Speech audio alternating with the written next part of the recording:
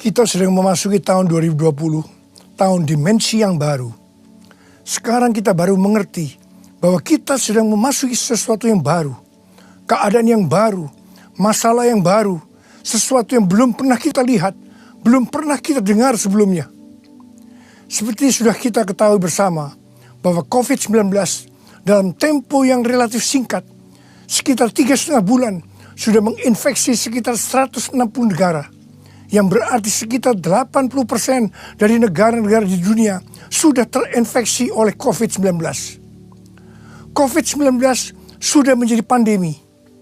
Kita tidak bebas bepergian dan hal-hal lainnya yang membuat hidup kita tidak nyaman lagi. Juga dampak luar biasa yang menyebabkan keadaan perekonomian dunia menuju resesi secara global. Semua ini mengakibatkan orang-orang hidup dalam ketakutan, kekhawatiran yang berkelebihan, dan kepanikan. Hal ini justru mengakibatkan imunitas tubuh menjadi menurun, di mana hal-hal itu akan menyebabkan kematian pada manusia lebih banyak daripada yang diakibatkan oleh virus itu sendiri. Hal ini memang yang dikehendaki oleh iblis. Tetapi justru Tuhan berkata kepada kita, jangan takut. Jangan hidup dalam kekhawatiran. Jangan panik. Sebab dengan tinggal diam dan percaya, disitulah terletak kekuatanmu. Tuhan Yesus berkata, jangan kamu khawatir.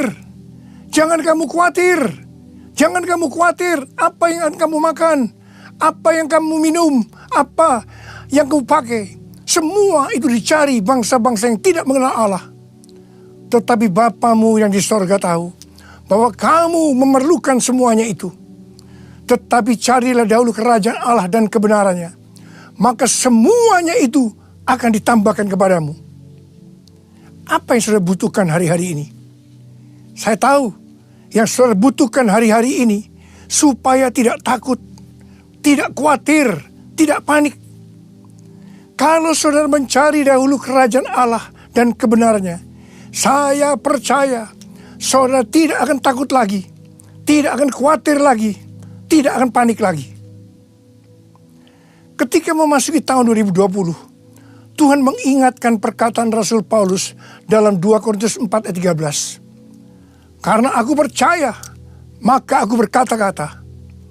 Tuhan meminta kepada kita agar kita banyak memperkatakan firman Tuhan karena kita percaya. Kalau kita memperkatakan firman Tuhan karena percaya, terjadilah seperti apa yang kita katakan. Kita diminta untuk memperkatakan Mazmur 91. Janji Tuhan di dalam Mazmur 91 ditujukan kepada orang yang hatinya melekat kepada Tuhan, sehingga menjadikan Tuhan tempat perlindungannya. Tuhan berkata, engkau tidak usah takut terhadap kedahsyatan malam, terhadap panah yang terbang di waktu siang, terhadap penyakit sampar yang berjalan di dalam gelap, terhadap penyakit menular yang mengamuk di waktu petang. Walau 1,000 orang rebah di sisimu dan 10,000 di sebelah kananmu, tetapi itu tidak akan menimpamu.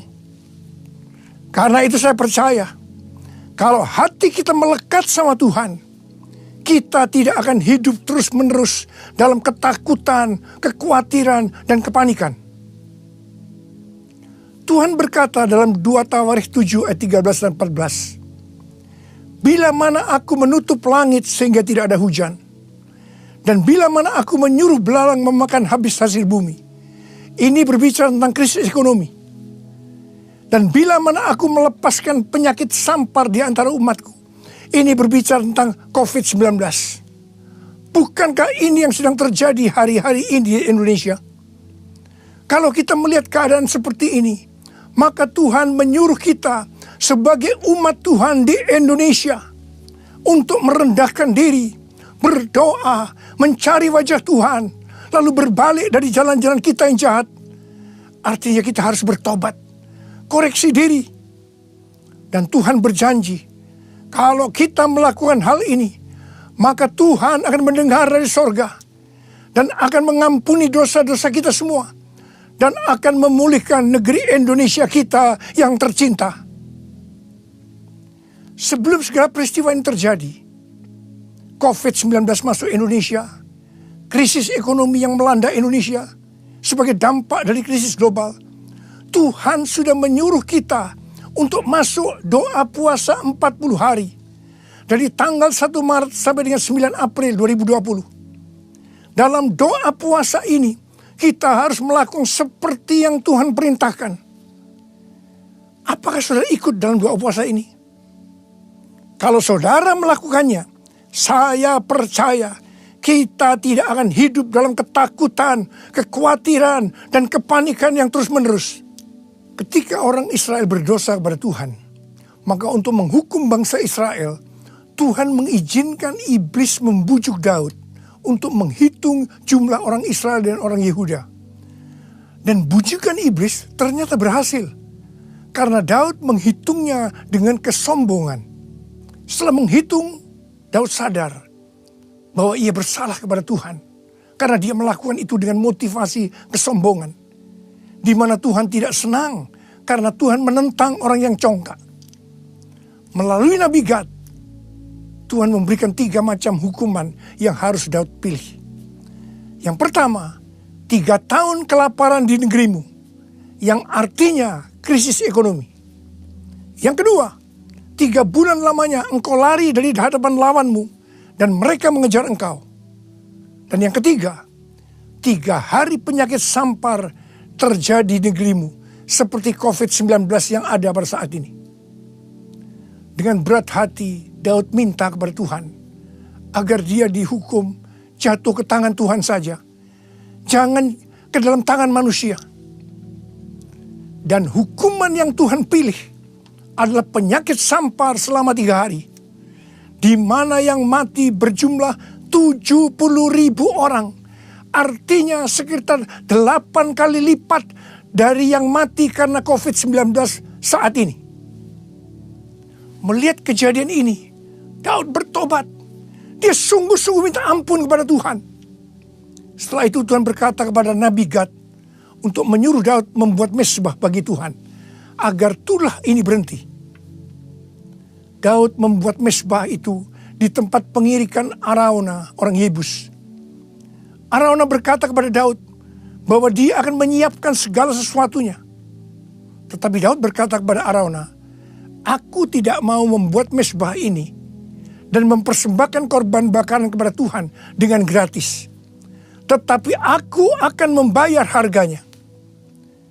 Jadi, agar tulah itu berhenti, maka Daud melakukan yang pertama, Daud bertobat dan minta ampun sungguh-sungguh pada Tuhan. Dan yang kedua, Daud membuat mezbah dan mempersembahkan korban bakaran kepada Tuhan. Tidak dengan gratis, tetapi ada harga yang harus dibayar. Mezbah berbicara tentang ibadah.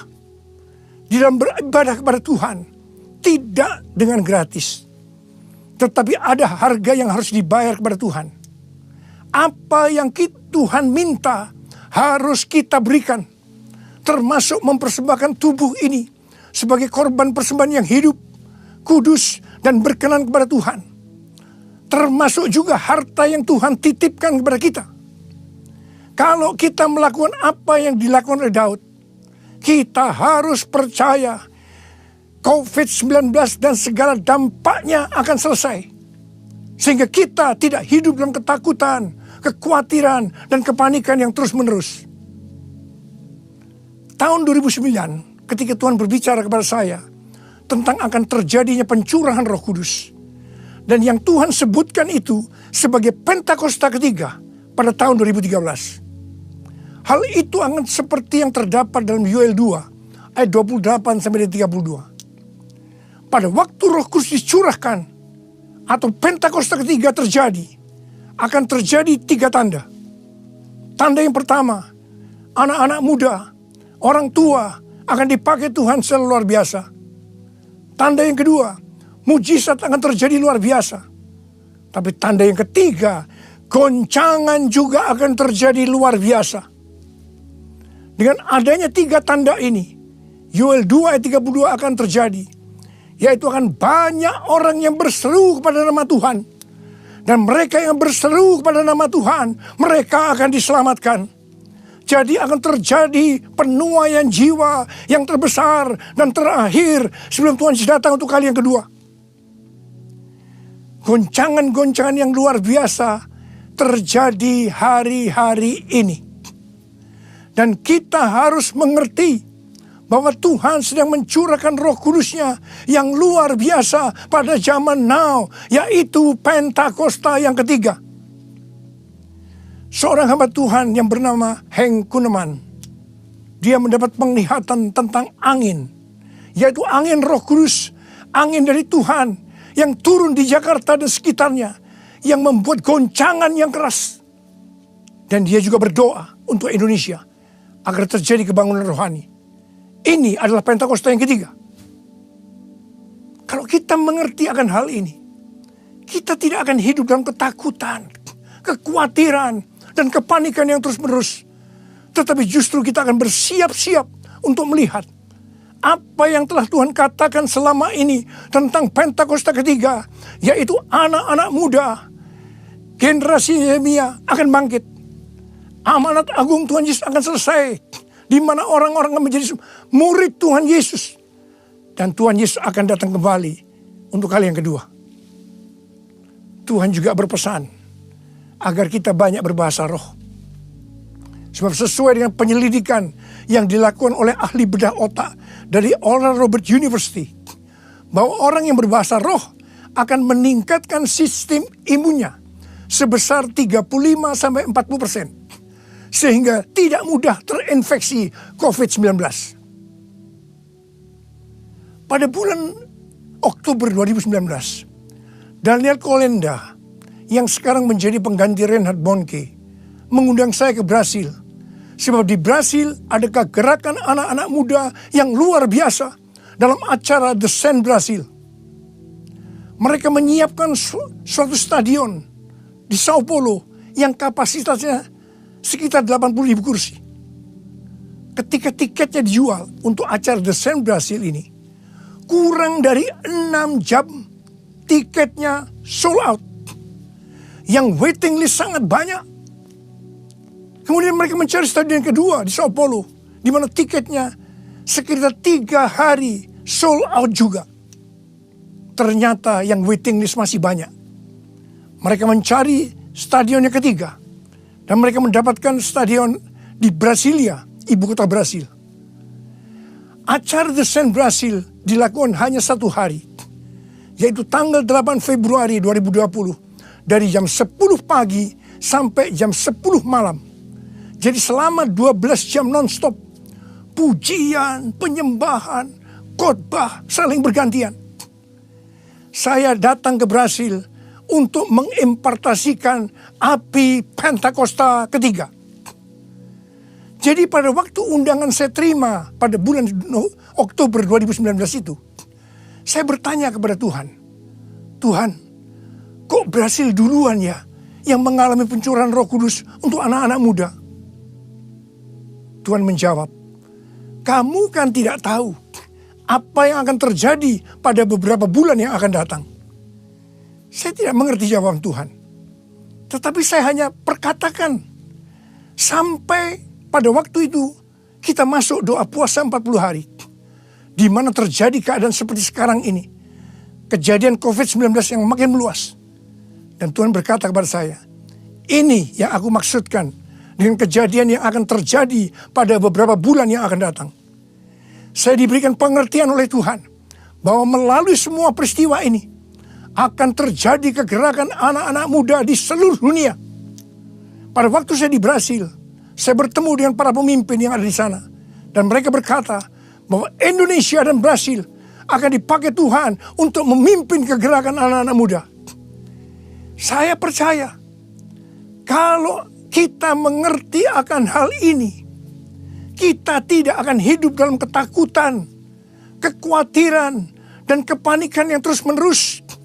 Tapi justru kita akan bersuka cita melihat apa yang selama ini Tuhan beritahu kepada kita tentang Pentakosta ketiga akan digenapi. Dan setelah itu, Tuhan Yesus datang untuk kali yang kedua. Saya mau berdoa buat saudara. Angkat tangan kita. Tuhan,